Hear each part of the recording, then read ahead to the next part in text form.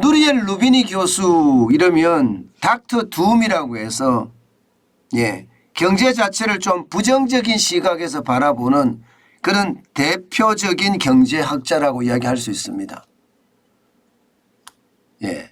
그런데 이 루비니 교수가 또 섬뜩한 경고가 아니라 제가 봐서는 굉장히 끔찍한 경고를 했습니다.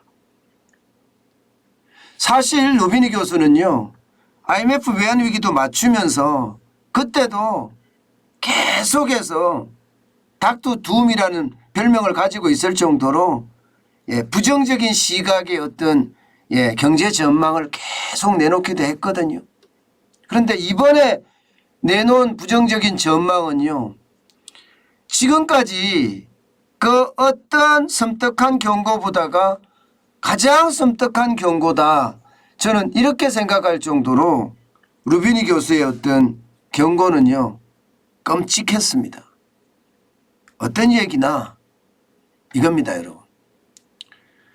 루비니 교수는요, 지금 미국에서 일어나고 있는 급격한 금리 인상, 그리고 여기에 따르는 높은 채무 부담, 이것이 맞물려서 심각한 침체가 온다, 이렇게 경고하고 있습니다. 지금 미국 정부 조 바이든 대통령부터 시작해서 제닛 옐런 미 재무장관, 그리고 심지어 말입니다, 미국의 중앙은행인 연방준비제도 의장 제롬 파월입니다. 의장까지 경기 침체 징후 없다, 경기 둔화가 될지언정 침체는 아니다, 이렇게 계속 이야기하고 있는 와중인데도 루비니 교수는요, 거기에 대해서 아주 강력한 일침을 놨습니다. 짧고 가벼운 경기 침체라고? 이것은 완전히 망상에 불과하다, 이렇게 말입니다. 망상에 불과하다. 그만큼 말입니다, 지금 미국 경제는 둔화가 아니라 침체도 아니고요, 극심한 침체가 온다, 지금 이렇게 이야기하고 있는 거예요. 왜 그런 극심한 침체가 오느냐, 또 극심한 침체의 수준은 어느 정도냐, 그것은요, 루비니 교수의 이야기를 하나씩 뜯어보면 구체적으로 밝혀집니다. 극심한 침체가 온다는 첫 번째 이야기는요, 지금 부채가 너무 많다는 겁니다. 미국뿐만 아니라 전 세계 부채가 너무 높다는 거예요. 1946년에 124.1%의 선진국 부채율이었는데 2020년 기준으로 선진국 부채는요, 128.2%다. GDP 대비입니다. GDP 대비. 엄청난 거죠. 그 어느 때보다 신흥국의 부채가 굉장히 높다. 이 부채는 결국 폭발한다, 이런 얘기예요. 게다가 신흥국도 보세요. 신흥국은 1946년에 46.9%였는데 2020년에는 62.8%예요. 여기도 굉장히 많이 올랐죠. 쉽게 말하면요, 선진국이든 신흥국이든 가릴 것 없이 부채가 어마어마하게 천문학적으로 늘어났다는 겁니다. 이렇게 천문학적으로 늘어났을 때 과연 선진국이든 신흥국이든 버텨낼 수 있겠냐는 거예요. 왜냐고요? 금리를 미국이 너무 빨리 올리니까 말입니다. 여러분도 알다시피 금리 올리는 수준이 장난 아닙니다. 지금 올리는 속도가 그냥 간단하게 본다고 하더라도 말입니다, 이게 엄청나게 빨리 움직이거든요. 엄청나게 빨리. 그렇기 때문에 여러분, 이게 심각하다, 이렇게까지 이야기하는 겁니다. 이것을 보세요. 여러분도 지금까지 많이 보셨던 그래프죠. 지금 미국은요, 6월에도 자이언트 스텝 0.75%를 올렸죠. 7월에도 자이언트 스텝 0.75%를 올렸습니다. 두 번 연속이에요. 그랬더니 미국의 기준금리는 2.5%까지 올라갔습니다. 상단이 말입니다. 이대로 가면 9월, 11월, 12월에 또 계속 연속적으로 올린다면 이거 감당 안 됩니다. 감당 안 돼요. 그 정도로 말입니다. 이게 엄청나다는 겁니다. 여러분 이 지표 한번 보세요. 선진국입니다. 선진국, 신흥국이 아니에요. 선진국의 가계 기업 정부의 부채 규모를 보세요. 2020년에 부채 규모가 151조 달러입니다. 151조 달러. 2008년으로 가볼까요? 2008년에 가면 102조 달러입니다. 지금 50%가 넘게 늘어났죠. 그죠? 50%가 넘게 늘어났습니다. 2008년에 102조. 102조 달러인데 2020년에 150, 지금 1조니까요. 이게 2021년이 지나고 2022년까지 오면 50%가 훨씬 더 넘게 늘어납니다. 이걸 어떻게 감당하겠습니까? 이 이자를 말입니다. 이 이자를 진짜 감당하기가 굉장히 힘들다 이런 얘기를 할 수밖에 없죠. 문제는 여러분 2020년까지만 지금 나와 있잖아요. 지금 말입니다. 앞으로 2020년 말까지 가면 전 세계입니다. 선진국과 신흥국을 다 합쳐서 전 세계 GDP 대비 부채 비율은요. 365%까지 간다는 거예요. 어마어마하죠. 지금 2020년 기준입니다. 그것도. 2019년 말에 320%였는데 여러분 얼마 지나지 않아서 1년 만에 거의 45%가 늘어났습니다. 45%가. 그러면 이 부채를 감당하기가 진짜 쉽지 않다 이런 얘기가 되는 거죠. 그렇게 될 수밖에 없는 겁니다. 그러니까 누리엘 루비니 교수는요. 결국 말입니다. 이런 부채에다가 앞으로 금리를 더 계속해서 올릴 텐데 도대체 이것을 세계 경제가 어떻게 감당하느냐 이렇게 이야기하고 있는 겁니다. 9월에 아마도 미국이 0.5% 빅스텝은 밟을 거라고 예상을 해요. 게다가 11월, 12월에도 올리고요. 만약에 말입니다. 지금 미국의 소비자 물가가 6월 기준으로 9.1%입니다. 만약에 이게 안 떨어진다. 지금 자이언트 스텝을 연속으로 했는데도 안 떨어진다. 그러면요. 9월에 또 자이언트 스텝을 할 수도 있습니다. 그렇게 되면 이게 결국은 말입니다. 선진국이 가지고 있는 부채든 아니면 신흥국이나 개도국이 가지고 있는 부채든 이게 터질 수밖에 없는 게 현실이다. 이게 지금 누리엘 루비니 교수의 아주 지독한 이야기입니다. 자, 여러분 여기에서 우리가 볼 수 있는 것은요.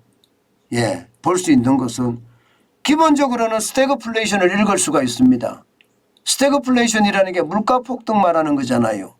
성장은 저성장으로 가고 부채가 많고 물가가 오르는데 이게 성장이 제대로 이루어지겠습니까? 부채가 많다는 것은 돈을 엄청나게 풀었다는 이야기인데 돈을 풀어놓고 물가가 올라가는데 성장은 결국 말입니다. 꼬꾸라질 수밖에 없다. 이게 현실입니다. 실제 그렇게 일어난 일이 오일 쇼크 때 일어났습니다. 이 오일 쇼크 때 스태그플레이션이라는 용어까지 만들어졌습니다. 스태그네이션 플러스 인플레이션. 이 두 단어가 합쳐져서 스태그플레이션이라는 게 만들어졌거든요. 그만큼 말입니다. 지금 오일 쇼크 때는 이게 저성장의 물가가 어마어마하게 폭등을 했으니까요. 실제 1980년대는요. 14.2%가 물가가 올랐을 정도입니다. 그 정도로 오일 쇼크 때는 장난 아니었습니다. 바로 말입니다. 루비니 교수는요. 오일 쇼크 때 같은 스태그플레이션의 위험이 지금 세계에 상존하고 있다. 이렇게 이야기하고 있는 겁니다. 그런데 그것뿐만이 아닙니다. 여기에 부채 폭발이라는 말이 들어있잖아요. 부채 폭발이란 말이 들어있으니까 결국은 말입니다. 글로벌 금융 위기처럼 이게 채무 위기로 갈 수도 있다는 거예요. 글로벌 금융 위기라는 게 서브프라임 모기지 위기 때문에 터진 거잖아요. 이게 결국은 말입니다. 부동산 대출 때문에 터진 거예요. 부동산 대출을 워낙 많이 해줘서 갚지 못하니까 펑 하고 리먼 브러더스 사태가 터진 겁니다. 지금 그 위기가 안 터지리라는 보장이 없다가 지금 누리엘 루비니 교수의 이야기입니다. 결국 누리엘 루비니 교수의 이야기를 종합을 해보면 말입니다. 오일 쇼크 같은 스태그플레이션이 올 수가 있고 금융위기 같은 채무위기가 올 수 있다. 결국은 말입니다. 스태그플레이션하고 채무위기가 함께 합쳐진 끔찍한 복합위기가 온다. 이렇게 결론 맺을 수가 있습니다. 저는요. 누리엘 루비니 교수를 그렇게 막 크게 신뢰하거나 그렇지는 않습니다. 그렇지만 이 닥터 둠이라는 별명에서 보듯이 경제를 비관적으로 보면서 말입니다. 또 경제 전망을 잘 찍어내요. 어떤 분들은 그런 얘기해요. 부정적인 전망만 계속 쏟아내니까 2008년에 한 번 맞은 거 아니야. 뭐 이렇게 이야기하는 사람들도 있기는 있습니다. 그런데 누리엘 루비니 교수가 발표하는 보고서나 논문이나 혹은 언론사의 기고문을 잘 들여다보면요. 경제를 굉장히 정확하게 진단합니다. 그런데 결론이 좀 강하게 나온다. 저는 이렇게 생각을 하거든요. 때문에 누리엘 루비니 교수의 어떤 이런 진단과 어떤 보고서를 무시할 수는 없다고 생각합니다. 그만큼 말입니다. 세계 경제에는요.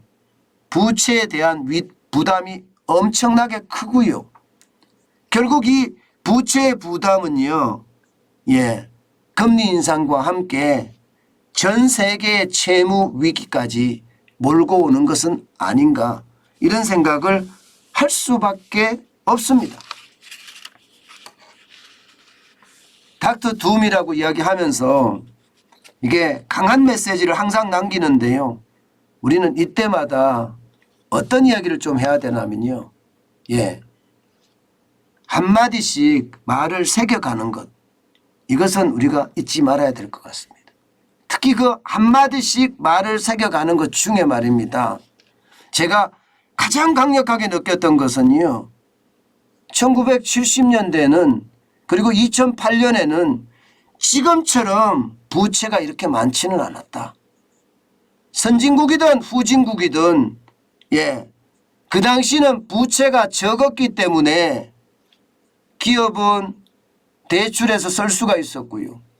가게도 마찬가지 은행권으로부터 대출해 쓸 수가 있었다는 거예요.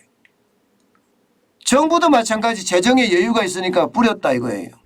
그러나 지금은 가게도 대출이 안 되고 기업도 대출이 안 되고 심지어 말입니다.